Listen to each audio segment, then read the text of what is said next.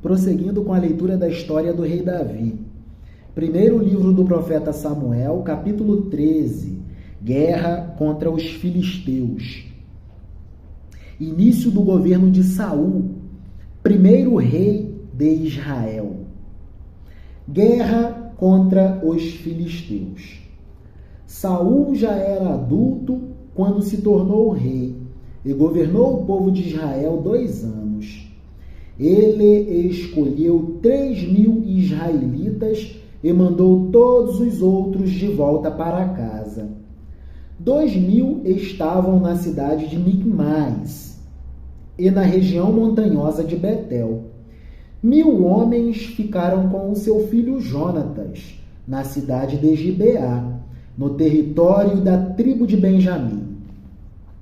Jonatas matou o comandante filisteu em Geba, e os filisteus ficaram sabendo disso.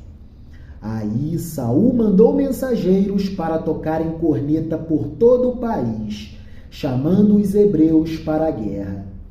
E todo o povo ouviu esta mensagem.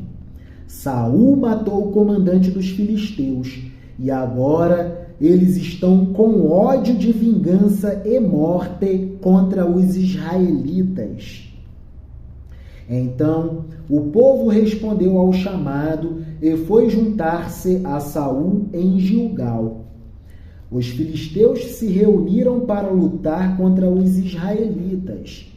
Eles tinham 30.000 carros de guerra, 6.000 cavaleiros e tantos soldados quantos os grãos de areia da praia do mar.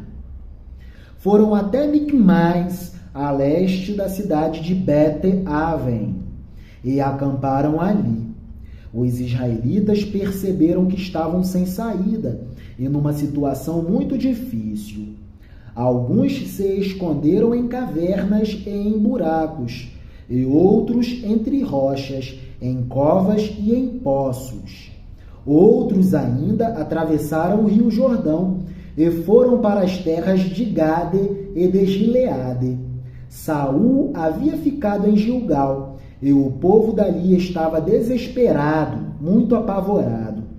Seguindo as instruções de Samuel, Saul esperou 7 dias, mas Samuel não foi até lá. E o povo começou a abandonar Saul e sair dali. Então Saul lhes disse: tragam os animais para o sacrifício, que é completamente queimado, e para as ofertas de paz. Ele ofereceu o sacrifício, e quando estava terminando, Samuel chegou.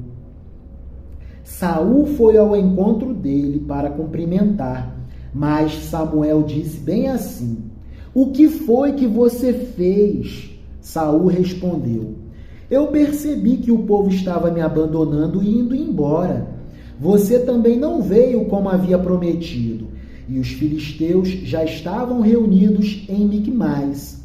Aí eu pensei: os filisteus vão descer a Gilgal para me atacar. E eu ainda não tentei conseguir a ajuda de Deus, o Senhor. Então achei que tinha de oferecer o sacrifício.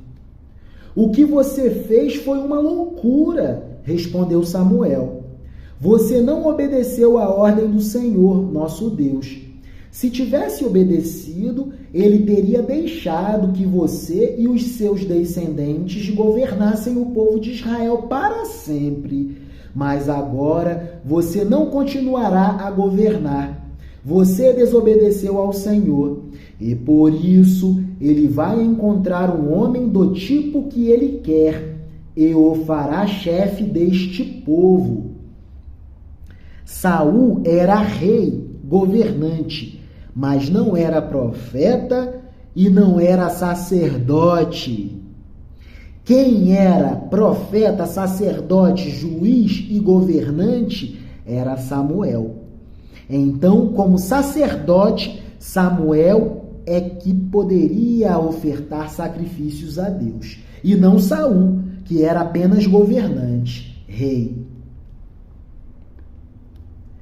Aí Samuel saiu de Gilgal e foi embora.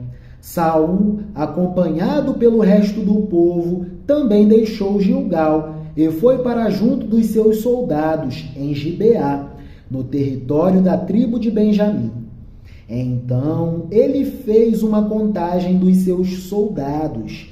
Eram mais ou menos 600 homens. Saul, o seu filho Jonatas e os seus homens ficaram em Geba, no território de Benjamim. Os filisteus estavam acampados em Micmais. Os soldados filisteus saíram para patrulhar em 3 grupos. Um foi na direção de Ofra, na terra de Sual. O outro seguiu rumo a Bete-Horon. E o terceiro, na direção do monte de onde se avista o vale de Zebuim e o deserto. Os filisteus haviam proibido os hebreus de fazerem espadas e lanças. Por isso, não havia nenhum ferreiro na terra de Israel.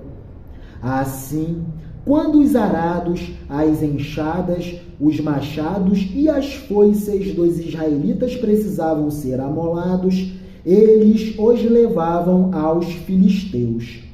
Estes cobravam caro demais dos israelitas para afiar machados e ferrões de tocar bois, e mais caro ainda para afiar arados e enxadas. Por isso, no dia da batalha, nenhum soldado israelita tinha nem espada nem lança. Só Saul e o seu filho Jonatas é que tinham.